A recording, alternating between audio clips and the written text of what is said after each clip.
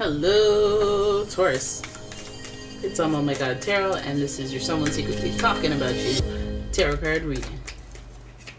Let's have at it. Let's have a look. Who's doing the talking and what they be saying.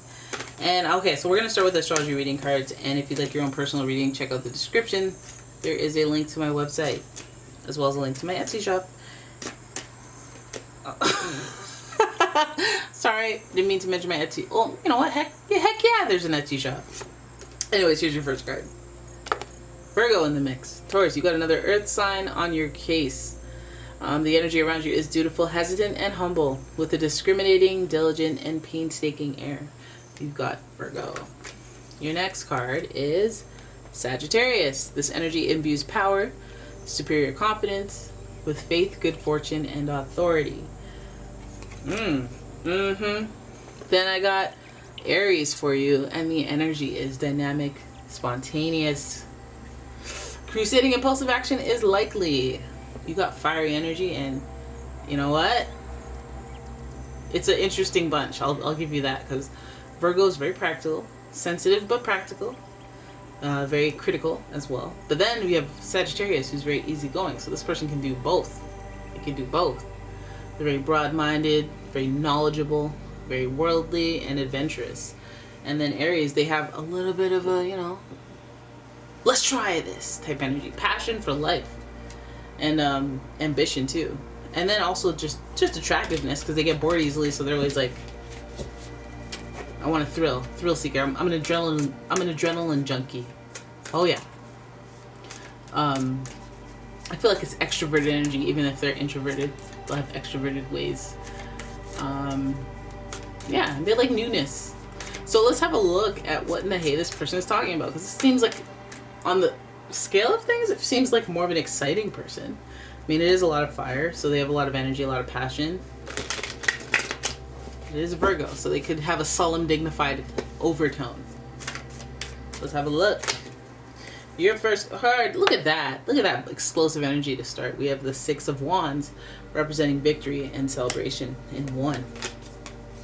Then we have the King of Cups, and the King of Cups is very emotionally intelligent and the master of doing good things, spiritually, emotionally, and yeah, practically. Why not?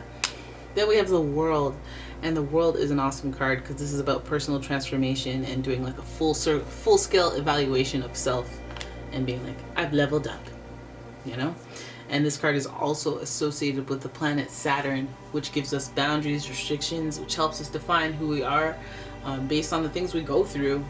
So it's like, okay, no, I'm not for it. No, wait, I'm not dating anybody with lips that red. I know what you're about. Hey, I know you.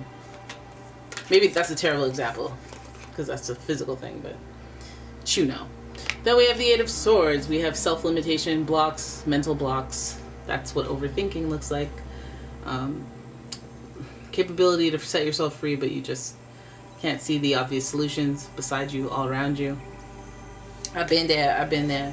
And finally, we have the Wheel. We got Jupiter energy up in here. We have the Wheel of Fortune, good tidings, growth, expansion, and twists of fate.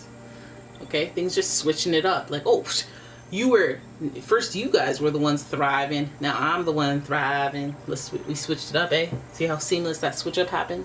But we were already doing full-blown self-evaluation anyway, so that's fine.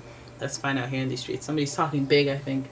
I think they're coming in with the heat, the energy of somebody who's very competitive, flashy, or boastful. Maybe broad-minded. I see broad-minded a lot here. There's a lot of circles in here, so it's like an infinity loop. So you got to think about the cycles that you're repeating, or the cycles that you're trying to, what's the word I'm looking for? Cycles you're trying to overcome? I don't know. Anyways, Six of Wands speaks to a victory. So there's some of you guys are flying high, and some of your guys are flying high right now in a victory. Maybe feeling a little confident because of it, or their disposition is in a higher vibration, so they're emanating some nice nice vibes, right? And with that comes emotional intelligence. They may have had experiences that have developed their emotional intelligence. They're coming to conclusions.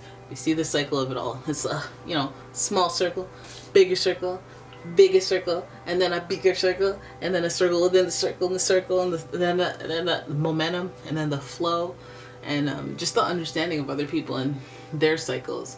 Comes with this King of Cups energy. This is also a very emotional person, sensitive. Somebody who thinks with their heart and makes decisions with their heart. So it feels like this person may be talking about you for like sentimental reasons at first. May be talking about how proud of you they are for your victories or your wins, if any of you have recently achieved something.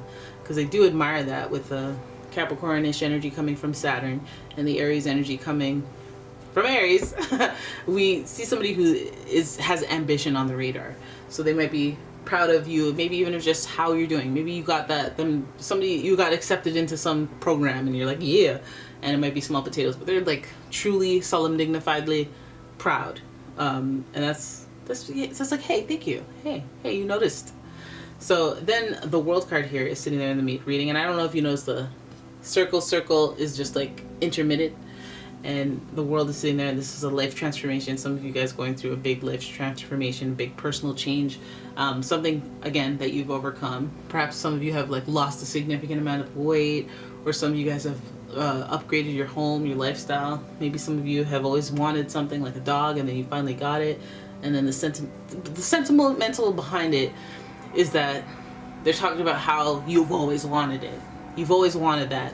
Or this is a long time coming, or they were at their worst back in the day, and now look at them, thriving, continuing cycles, moving on in life, achieving things, and moving to the next chapter or the next challenge in life. But I feel like a lot of it came, like, I feel like they overthink it. Like, you know, when somebody who's proud of you, very concerned, and then after a while they start becoming the, hey, but you don't want to fall back into old habits, hey, you did great, you don't want to fall back into, like, you know, and then it's like, hey, you're kind of annoying, like, just listen, hey, watch yourself now. We have the Eight of Swords here, and this is a mental stuckness. So they might even just see you in the same, like, they may recognize that you're different, but they might not see you as different, or they might not treat you differently. They might be like, oh, now you think you're big and bad now, or like, you know, they might just not have fully assessed what comes along with the changes, the growth of a person. Like, if this is like a father type situation with King of Cups, it might be somebody that's like just sees you as their little kid, and they just treat you, even although they see you growing and they're proud, then they can still treat you like the old you, and that's just kind of keeping you stuck. And it's almost like then you have their invisible expectations on you, and you don't feel as free yourself.